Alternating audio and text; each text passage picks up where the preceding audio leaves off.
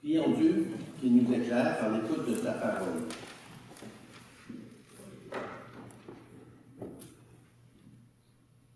Père, ta parole est vérité et ta parole nous conduit à Jésus-Christ. Et nous te prions que ce matin, par l'écoute de ta parole, tu affermisses notre foi et que tu amènes d'autres personnes aussi à confesser le nom de Jésus-Christ. Viens bénir ton serviteur et que ton Esprit Saint soit lui-même le porteur de cette bonne nouvelle qui est proclamée aujourd'hui dans ta parole. Nous te prions de nous bénir, bénir notre écoute et bénir la prédication de ta parole. Au nom de Jésus. Amen. C'est dans l'évangile de Jean, chapitre 14, les versets 1 à 11. Jean 14, les versets 1 à 11. C'est à la page 700 de mémoire.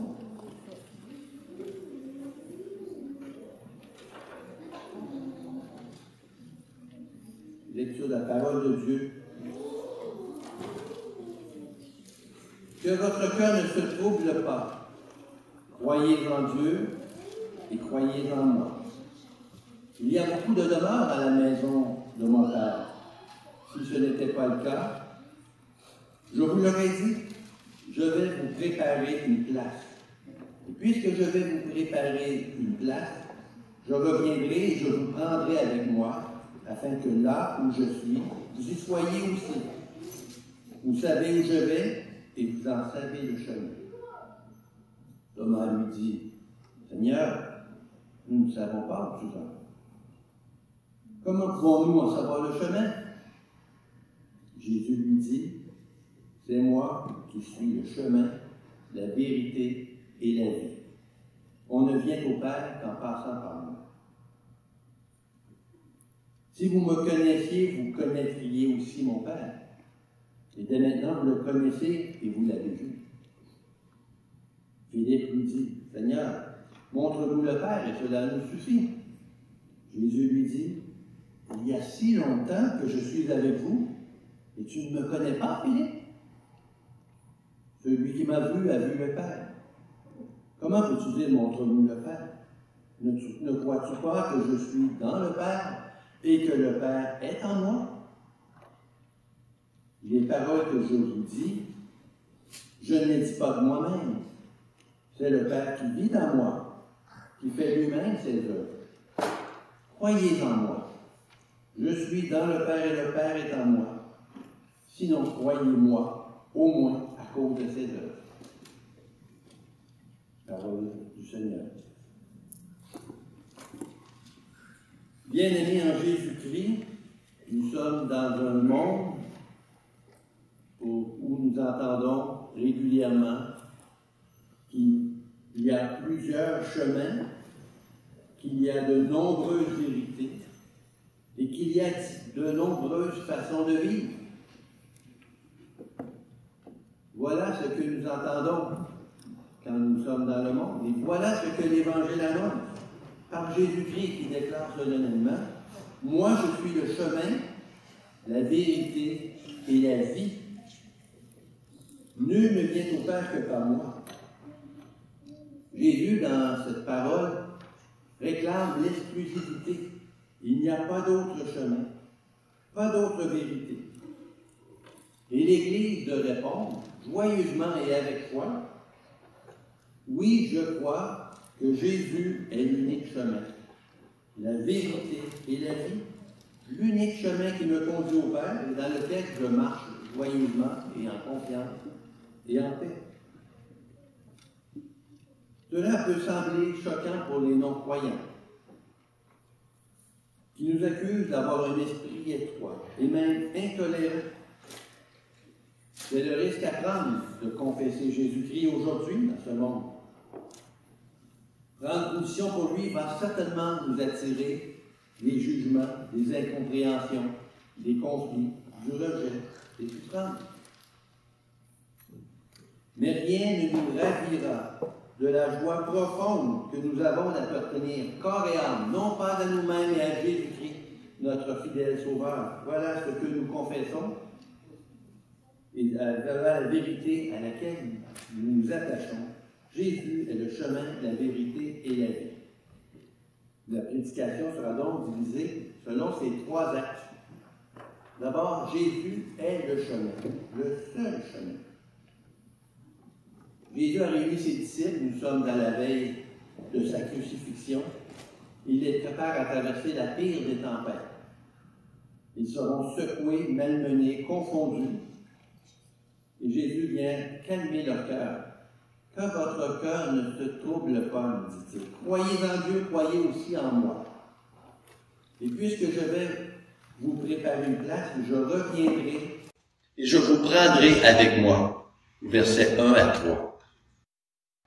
Jésus les prépare ainsi à sa mort, à sa résurrection, à son ascension, à la venue de l'Esprit Saint lors de la Pentecôte. Il appelle aussi ainsi, il prépare ses disciples aussi à annoncer l'Évangile partout dans le monde. Et il nous prépare aussi à attendre son retour glorieux quand il reviendra pour nous prendre avec lui. Ce message, même pour les disciples, était surprenant, confondant. Thomas lui dit, Seigneur, nous ne savons pas où tu vas. Comment pouvons-nous en savoir le chemin? Verset 5. L'évangile de Jean est rempli de questions. Des questions pour des disciples, des questions de la foule, des questions des dirigeants religieux, des questions même des gouverneurs romains. Pilate a lui-même demandé, mais Jésus, dis-nous qui tu es. Quand Dieu se révèle avec gloire, cette lumière céleste provoque souvent de nombreuses questions. Aujourd'hui, nous savons que Jésus est le chemin que devait suivre Jésus pour se rendre au Père. Nous savons qu'il devait passer par la croix, le chemin de sa mort sur la croix, de sa résurrection, de son ascension. Voilà le chemin qui devait prendre Jésus-Christ. Nous connaissons cette vérité par sa grâce, par l'œuvre de son Esprit en nous. Mais le Seigneur nous invite aussi, tout comme Thomas, à poser des questions lorsque nous avons des doutes, lorsque nous ne comprenons pas. Thomas est l'image parfaite du chrétien questionneux. Et nous sommes légitimes de poser devant Dieu, devant certaines incompréhensions, ces questions. Et Dieu veut raffermir notre cœur et répondre à ces questions à travers sa parole. Comment le Seigneur répond-il? Il répond bien sûr, pas toujours comme on s'y attend. Et même ces réponses provoquent d'autres questions, comme c'est le cas ici avec Philippe. Demande quel chemin Jésus doit prendre. Jésus lui répond, regarde devant toi, c'est moi le chemin. Ce chemin est devant toi. Moi, je suis le chemin, la vérité et la vie. Nul ne vient au Père que par moi. Parole simple, parole glorieuse, qui provoque encore d'autres questions. Que signifie que Jésus soit le chemin? Un chemin implique qu'il y a un point de départ et un point d'arrivée. Le point de départ, c'est quand Dieu a créé le ciel et la terre, l'homme et la femme. Et le point d'arrivée est le royaume de Dieu qui nous a préparé d'avance. Mais entre les deux, quel est ce chemin? Et la parole nous indique qu'avec avec le péché d'Adam et Ève, nos parents, il s'est créé un fossé dans ce chemin, un précipice infranchissable. Les hommes ont beau tenter de franchir ce fossé infranchissable par leurs propres efforts, par leur bonne vie, en se forgeant leur propre Dieu, en se confiant à la science. Mais l'homme doit reconnaître qu'il y a un fossé, un précipice infranchissable.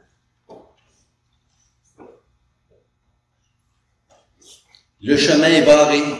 Le Dieu parfaitement pur et saint ne peut recevoir des hommes, des femmes pécheurs. C'est le péché qui met ce mur entre nous et Dieu. Mais voilà ce que nous dit la bonne nouvelle de Jésus-Christ ce matin. Je suis venu, moi, Jésus-Christ, vous montrer le chemin. Je suis moi-même le chemin. Oui, Jésus nous guide vers le chemin, mais il va plus loin encore. Il est le chemin qui nous conduit au Père, le seul médiateur entre les hommes et Dieu. Seul lui pouvait nous réconcilier avec le Père. Nos péchés mettaient une inimitié entre nous et Dieu. Une inimitié qui méritait la punition, la mort éternelle. Voilà le problème fondamental de l'homme. Ce n'est pas par une meilleure éducation, une meilleure santé, une plus grande paix intérieure, une meilleure économie, un meilleur environnement, un troisième lien. Non, cela ne nous conduira pas auprès du Père. Nous avons besoin d'être pardonnés. Et ce pardon nous est acquis par Jésus sur la croix. Lorsqu'il a porté nos péchés, lui qui a vécu une vie parfaitement sainte, qu'il a obéi parfaitement à Dieu, il n'aurait pas mérité la condamnation. Et il a porté nos péchés sur lui afin de nous ouvrir le chemin qui nous conduit au Père, nous réconcilier avec lui.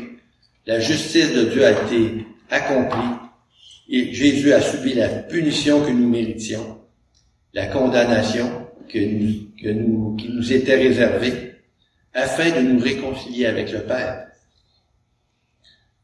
C'est uniquement par Jésus-Christ que nous pouvons retrouver une relation vivante et personnelle avec le Père.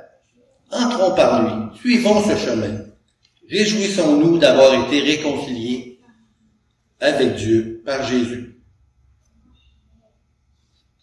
Jésus dit aussi, je suis la vérité. Au commencement, Adam et Ève étaient en relation parfaite avec Dieu leur Père. Dieu leur parlait indirectement. Mais est entré Satan qui les a séduits, il les a fait douter de la vérité. Et ils ont écouté le mensonge plutôt que Dieu, la vérité. Satan leur a dit, Dieu a-t-il réellement dit? Le jour où nous commençons à douter de la parole de Dieu est le jour où nous sommes séduits dans les fourberies de Satan.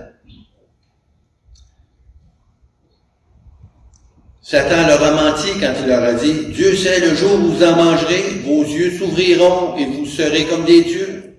Vous ne mourrez pas du tout, lisons-nous en Genèse 3. Quand Adam et Ève ont péché, leur cœur a été englouti dans le mensonge. Et depuis ce jour, l'humanité est basculée dans l'illusion, la tromperie, le mensonge. Au lieu de ces mensonges, Jésus nous annonce aujourd'hui, je suis la vérité. Beaucoup de gens autour de nous croient qu'il n'y a pas d'absolu. Il n'y a pas de vérité. C'est prétentieux de prétendre que la parole de Dieu est la vérité. Et que nous connaissons cette vérité.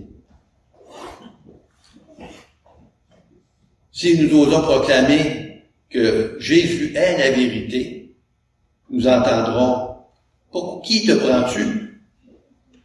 Prétends-tu avoir le monopole de la vérité? » Les gens pensent que chacun détient une petite parcelle de vérité. La vérité, il y a du bon dans un peu tout. Et les gens prennent un peu de tout, ils se font leur propre vérité. La vérité devient donc subjective plutôt qu'objective. Elle devient floue plutôt que limpide. Il faut du courage aujourd'hui pour affirmer que la parole de Dieu, que Jésus-Christ est la vérité. Il n'y a pas de zone grise. C'est vrai ou c'est faux? C'est vie ou c'est mort? Dire que Jésus-Christ est la vérité est offensant. Mais le chrétien confesse joyeusement que Jésus est la vérité. Jésus ne dit pas « je suis une vérité », mais « je suis la vérité ». Jésus lui-même, en sa personne, révèle la vérité. Quand il dit, si vous me connaissez, vous connaissez le Père. Jésus est Dieu. Lui et le Père ne forment qu'un avec le Saint-Esprit. Il peut donc prétendre être la vérité. Ceux qui me connaissent le Père, nous dit-il. Ne crois-tu pas que je suis dans le Père et que le Père est en moi? Les paroles que je vous dis, je ne les dis pas de moi-même. C'est le Père qui vit en moi, qui fait lui-même ses œuvres. Il dit donc, en somme, je suis Dieu et je suis la source de la vérité. Qu'apprenons-nous quand nous écoutons Jésus? Nous apprenons que la vérité n'est pas impersonnelle, que Dieu n'est pas un Dieu impersonnel, mais un Dieu qui veut établir une relation, qui veut se faire connaître à nous, qui se révèle à travers sa parole et à travers Jésus-Christ. Nous apprenons que Dieu est créateur de toutes choses, il est juste, saint, parfait, miséricordieux, qu'il connaît tout, qu'il est tout puissant. Tout cela, nous l'apprenons à travers cette relation vivante à laquelle Jésus nous appelle, où il nous veut se faire connaître à nous. Il veut se révéler à nous. Il veut nous révéler le Père. La vérité n'est pas une impression subjective, la vérité est objective. Et Jésus désire cette relation avec nous, avec son peuple. Il veut que nous connaissions la vérité. Le connaître, c'est vivre intimement avec lui. C'est nous faire entrer dans l'intimité de l'amour du Père. L'Église doit continuer à prêcher fidèlement qu'il existe une vérité objective, basée sur la réalité et non pas subjective, et non pas basée sur nos émotions ou nos préférences personnelles. En même temps, nous prêchons que cette vérité est personnelle en la personne de Jésus-Christ. La vérité est vivante et active. Elle nous saisit, elle nous remplit, elle nous éblouit et nous convainc que nous appartenons à Jésus-Christ, que nous sommes les enfants de Dieu. Elle nous fait vivre en communion avec le Père. Elle nous amène à confesser notre foi en notre Sauveur Jésus-Christ, qui nous dit « Je suis la vérité, et si vous me connaissez, vous connaissez le Père. » Connaissons-nous Jésus-Christ? Croyons-nous en lui? Toutes ces paroles sont dignes de confiance. Cherchons-nous à mieux le connaître de jour en jour? Avons-nous cette relation vivante qui fait que Jésus et Christ et Dieu le Père veulent devenir intimes avec nous? Soyons assurés que la parole de Dieu a la puissance de convaincre et d'éclairer les cœurs les plus endurcis. Aujourd'hui, 31 octobre, nous fêtons la Réforme. La Réforme où Luther a apposé ses thèses, ses 95 thèses, ces thèses qui affirmaient la vérité de la parole de Dieu. Nous célébrons donc, avec la Réforme, la puissance de l'Évangile, de la parole de Dieu. Luther lui-même, dans sa défense, a dit « Je ne me renierai point à moins que l'on me convainque par les Écritures que j'ai tort. » Et aujourd'hui, avec cette réforme, est arrivé l'accès à la parole de Dieu. Elle a été traduite en de nombreuses langues. Elle est prêchée partout dans le monde. Merci à Dieu qui a donné ces réformateurs, qui aujourd'hui fait en sorte que nous connaissons l'Évangile. Ceci nous amène au troisième point. Jésus est la vie. Adam et Ève au paradis avaient reçu cette vie pleine et abondante. Ils étaient pleinement vivants. Et quelle fut la connaissance du péché? Jésus leur avait pourtant dit, « Le jour où tu en mangeras, tu mourras. » Et c'est bien vrai. Le jour où ils ont désobéi, ils sont morts. Non pas immédiatement d'une mort physique, mais d'une mort spirituelle. Leur amour pour Dieu s'est éteint. Leur cœur est mort et leur corps a commencé à mourir jusqu'au jour où ils sont morts physiquement. Un jour, la mort éternelle atteint ceux qui n'ont pas cru en Jésus-Christ. Par la désobéissance d'un seul, la mort s'est étendue à tous les hommes. Romains 5. Nous vivons aujourd'hui dans une culture de mort. Nous avons parlé de la réforme tout à l'heure. Mais aujourd'hui, pour plusieurs, c'est la fête de l'Halloween, la fête de la mort. Nous nous moquons de la mort. Nous essayons de s'en moquer pour l'oublier. Nous vivons dans une culture de mort, de violence. Nous la voyons tout autour de nous. Une culture qui tue les enfants à la naissance, qui met fin prématurément à des vies par l'euthanasie. Mais par-dessus tout, nous sommes entourés de personnes qui sont mortes spirituellement. Nous devons le reconnaître. Quel drame de voir ces gens qui ne connaissent pas Jésus-Christ et qui sont morts spirituellement, qui vont vivre la condamnation.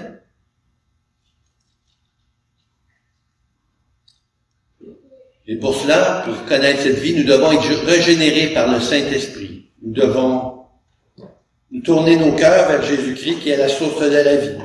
En Jésus-Christ lui-même, nous avons cette vie. Il est le seul qui peut nous donner la vie éternelle. Quand nous connaissons bien ce verset de Jean 3,16, car Dieu a tant aimé le monde qu'il a donné son Fils unique afin que quiconque croit en lui ne périsse point, mais qu'il ait la vie éternelle. Cette vie éternelle, nous la vivons aujourd'hui pour ceux qui croient en lui.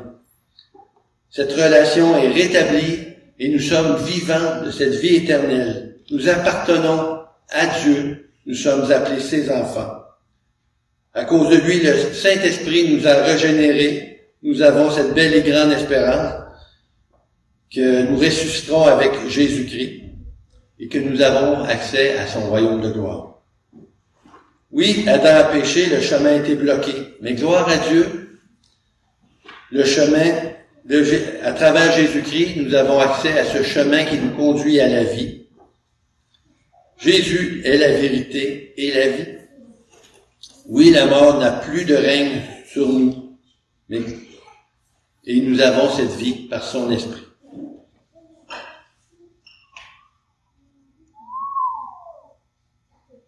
Maintenant, nous dit-il, venez à lui. Nous n'avons plus besoin de chercher un autre chemin par nos propres efforts ou notre propre justice.